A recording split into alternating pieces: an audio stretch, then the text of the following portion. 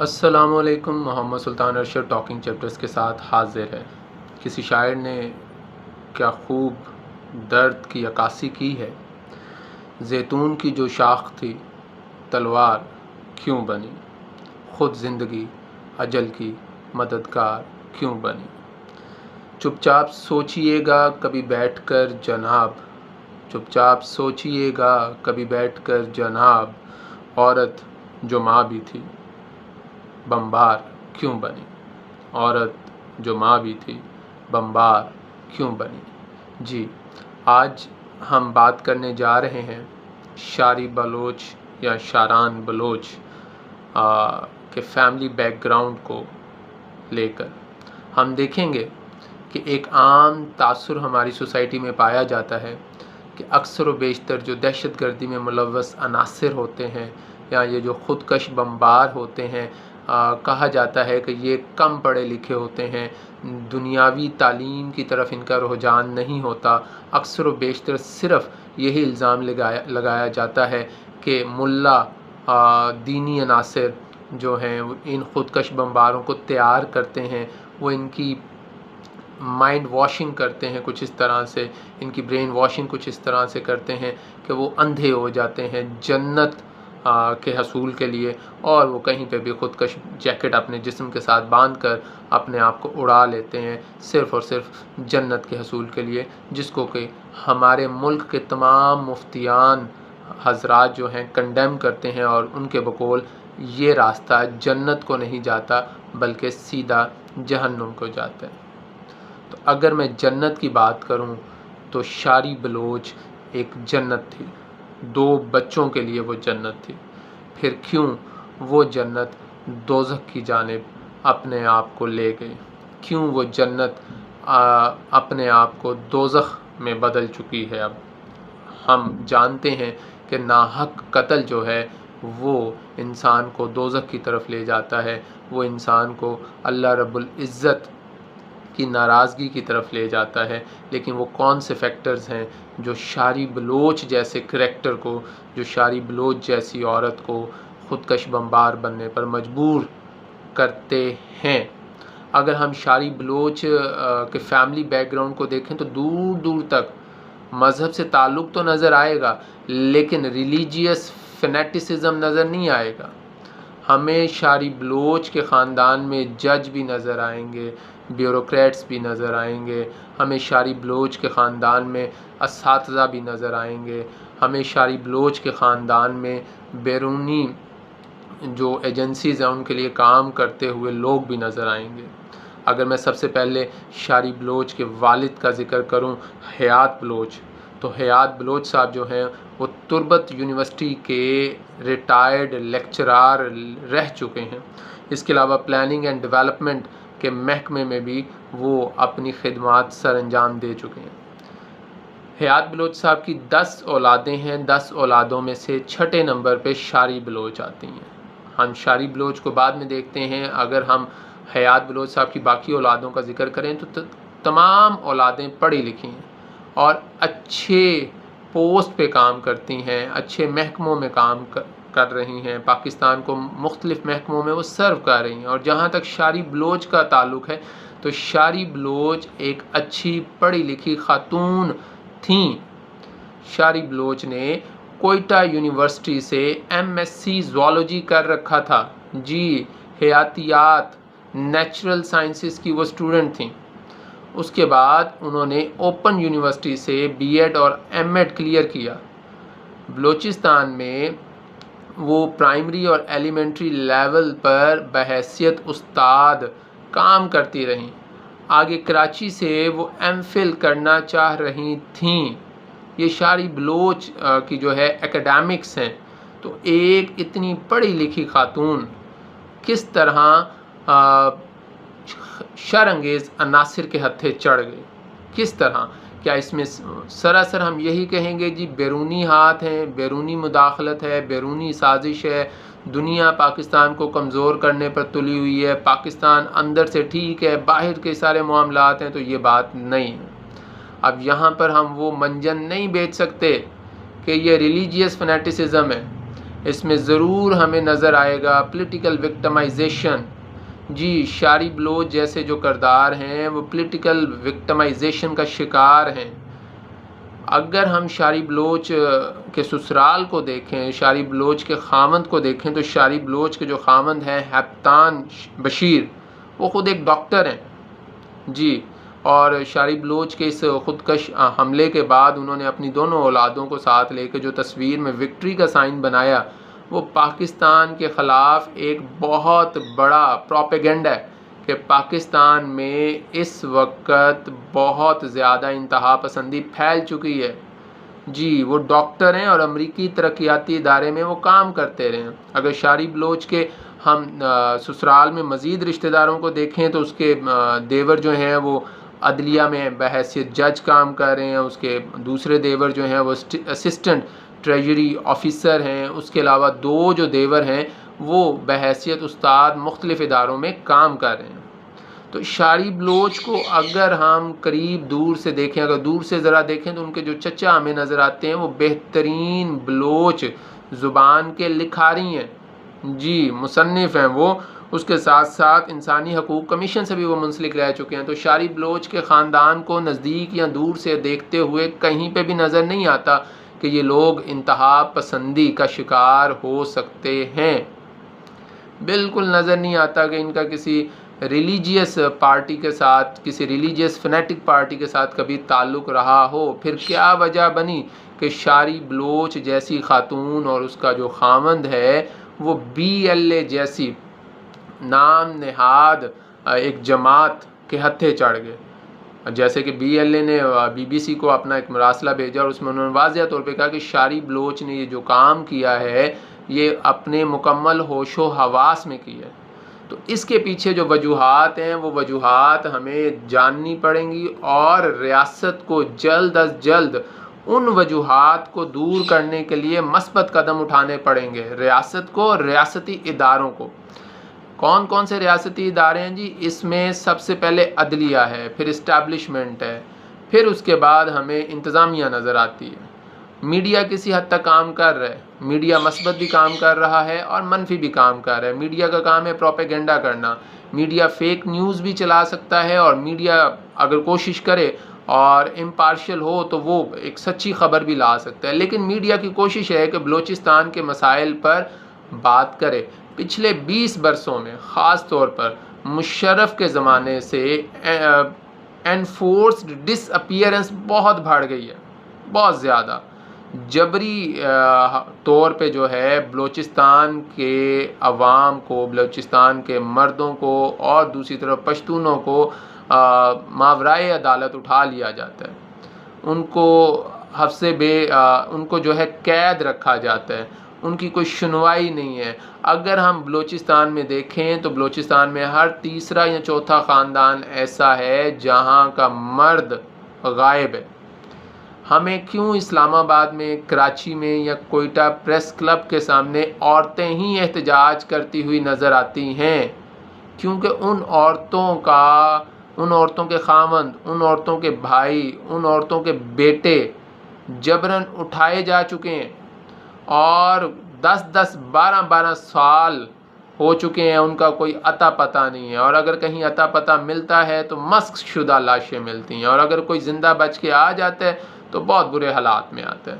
तो इन तमाम चीज़ों पर नज़रसानी करनी होगी रियासत को बहैसियत माँ, रियासत को बहैसियत बाप बलूचिस्तान के मसाइल का हल ढूंढना होगा। अगर हम पिछले 1-1.5 साल के अंदर देखें तो हमें रिसेंटली 2022 में पंजाब ग्रुप ऑफ कॉलेजेस से ताल्लुक़ रखने वाले 2 स्टूडेंट्स नज़र आते हैं, जिनको सबसे पहले 2022 पहले महीने जनवरी में उठाया गया, फिर उनको छोड़ दिया, फिर उन्हें मार्च में उठाया गया, और फिर जब उन्हें छोड़ा तो वो बेचारे लाहौर से अपनी तालीम रास्ते में छोड़ के वापस बलूचिस्तान चले गए। और वो भाई कौन थे? वो भाई थे जी आदम 16 साला और 17 साला इमरान। इसी तरह नमल यूनिवर्सिटी में अंग्रेज़ी अदब का जो तालिब इल्म था बैबगर इमदाद, उसको किस तरह हॉस्टल से घसीट कर लेके गए और उसके साथ क्या तशद्दुद किया गया, इसकी भी कोई नज़ीर नहीं मिलती। उसके बाद हमें कायद-ए-आज़म यूनिवर्सिटी से फ़िज़िक्स के डिपार्टमेंट से जो नज़र आते हैं हफीज़ बलोच, जो कि इंतहाई पढ़े लिखे नफीस इंसान, जिनके मुतालिक कहा जाता है जी काफ़ी नफीस इंसान थे और उनकी कोई ऐसा सरगर्मी नज़र नहीं आती उनके इर्द गिर्द उनके दोस्तों को, असातिज़ा को। उनको किस तरह खुशदार में एक क्लास के अंदर से, जहाँ वो कुछ बच्चों को पढ़ा रहे थे, बच्चों के सामने उन्हें ले गए और उन्हें जबरन कैद रखा। और जब 26 दिन तक तकरीबन बलोच स्टूडेंट्स ने इस्लामाबाद की सड़कों पे धरना दिया, एहतजाज किया, पुरअमन एहतजाज किया, तो फिर उनको मंजर आम पे लाया गया और उनके ऊपर अब दहशतगर्दी के मुकदमात चल रहे हैं। मैं ये नहीं कहता कि हफीज़ बलोच जैसे जो करदार हैं, आदम जैसे, इमरान जैसे, या जितने भी मिसिंग पर्सनस हैं, ये सब के सब जो हैं दूध में धुले होंगे, या ये सब के सब जो हैं रियासत के लिए भलाई चाहते होंगे। हो सकता है इनमें से बहुत से ऐसे अनासिर हों जो रियासत के ख़िलाफ़ हों, लेकिन होना क्या चाहिए, आम शहरी की तरह। अगर आपको लगता है कि इनके साथ कोई मसला है तो जो कानून के मुताबिक कार्रवाई है वो होनी चाहिए। इन्हें विद इन नो टाइम आप जब अरेस्ट कर लेते हैं तो आपका फ़र्ज़ बनता है, जितनी भी एजेंसीज़ हैं, लॉ इन्फोर्समेंट एजेंसीज़ हैं, पुलिस है या कोई सा भी इदारा है, उसका फ़र्ज़ बनता है कि 24 घंटे के अंदर अंदर उस बंदे को उस इलाके के मजिस्ट्रेट के सामने पेश किया जाए, उसका रिमांड लिया जाए। जी, कानून ये कहता है, अदालतें ये कहती हैं। ये नहीं है कि आप 8-8 महीने, साल साल, 2-2 साल, 10-10 साल उन लोगों को छुपाई रखें, उन लोगों पे तशद्दुद करें और आखिरकार अगर आपको कुछ ना मिले और आपको अपनी रिप्यूट की पड़ी हो, आपको अपनी इज़्ज़त के लाले पड़े हों, तो आप उनकी मस्क शुदा लाशें जो हैं वो किसी सड़क पे फेंक दें।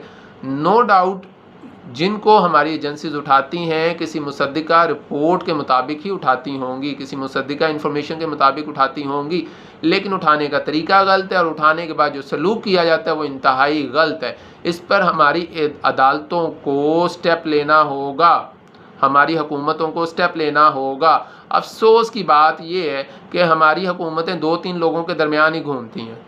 उनमें से जो बंदा अपोजिशन में होता है वो इनके कैंप में जाकर बैठ जाता है, कभी कोयटा में, कभी कराची में, कभी इस्लामाबाद में, और उनके लिए बुलंद बांग दावे करता है जी कि मैं आप लोगों के मसले हल करूँगा। जैसे कि अभी लास्ट टेन्योर जब गुजरा नवाज शरीफ साहब का, तो उस वक़्त भी बहुत ज़्यादा बलोच स्टूडेंट्स की तरफ से धरने हो रहे थे, बलोचियों की तरफ से बहुत सी जो है ना प्रोटेस्ट किए गए। तो उसमें इमरान खान साहब ने जाके वो बैठे भी और उन्होंने बड़े बुलंद दावे किए कि जी मैं इस मसले को हल करूँगा। लेकिन जब इमरान खान साहब को 3 साल हो, तकरीबन 7 माह की हुकूमत मिली, तो उसमें वो भी ठंडे नज़र आए। इसी तरह जब उससे पहले पीपल्स पार्टी का टेन्योर था तो नवाज शरीफ साहब का भी ये कहना था जी मैं मसले हल करूँगा।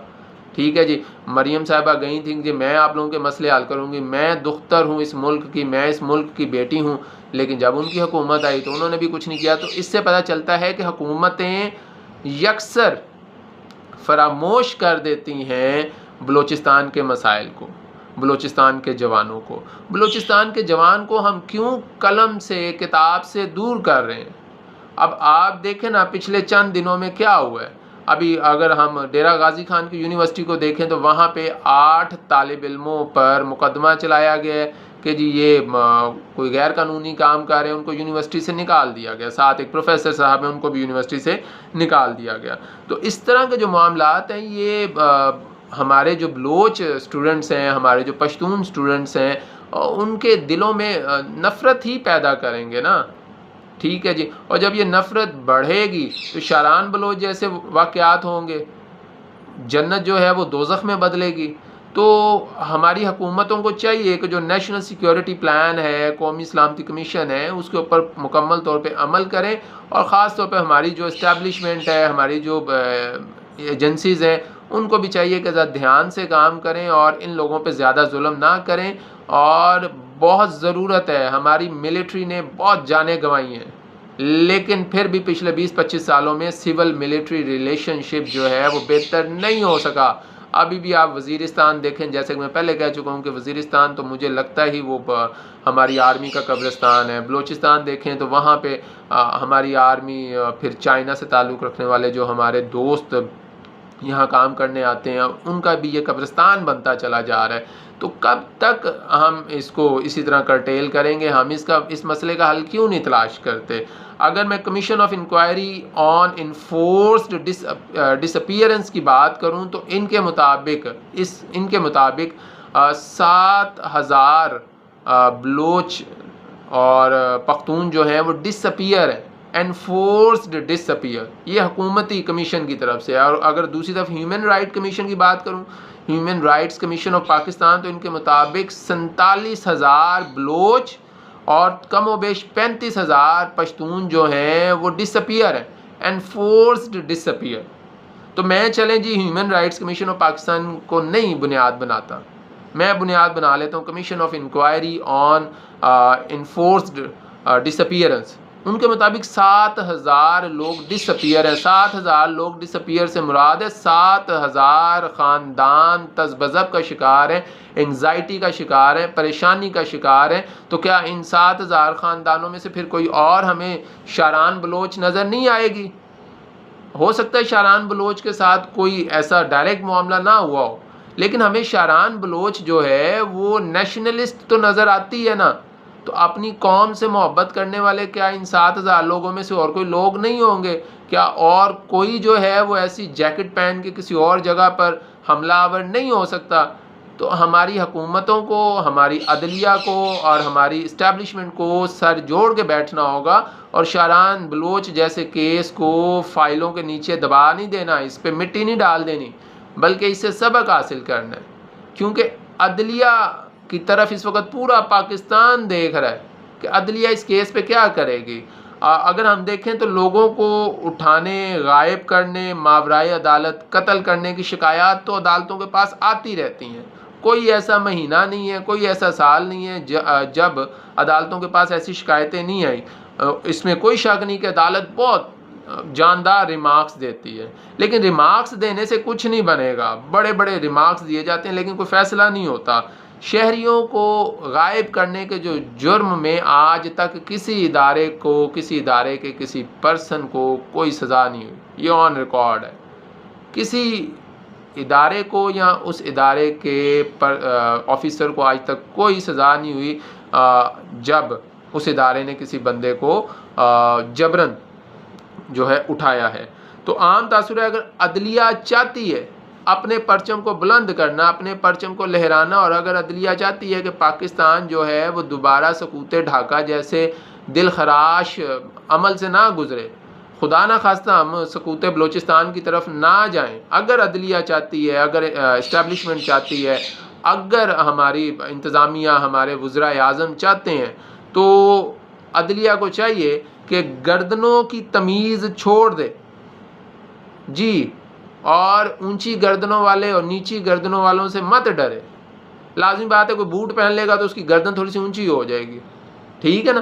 तो गर्दनों की तमीज़ नहीं होनी चाहिए। अगर तो कोई वाकई मावराए अदालत कत्ल हो रहा है, अगर तो लोगों को गलत उठाया जा रहा है, सिर्फ शक की बुनियाद पर उठाया जा रहा है, भाई आपको शक की बुनियाद पर उठा रहे हैं, पहले अपना होमवर्क कंप्लीट करें, और होमवर्क कंप्लीट करने के बाद आप विद इन 24 और 48 आवर जो है ना उसे इलाके के मजिस्ट्रेट के सामने पेश करें, आगे अदालत जाने, अदालत का काम जाने, और वो बंदा भी फिर जाने, वो अपने लिए अपनी सफाई पेश करे।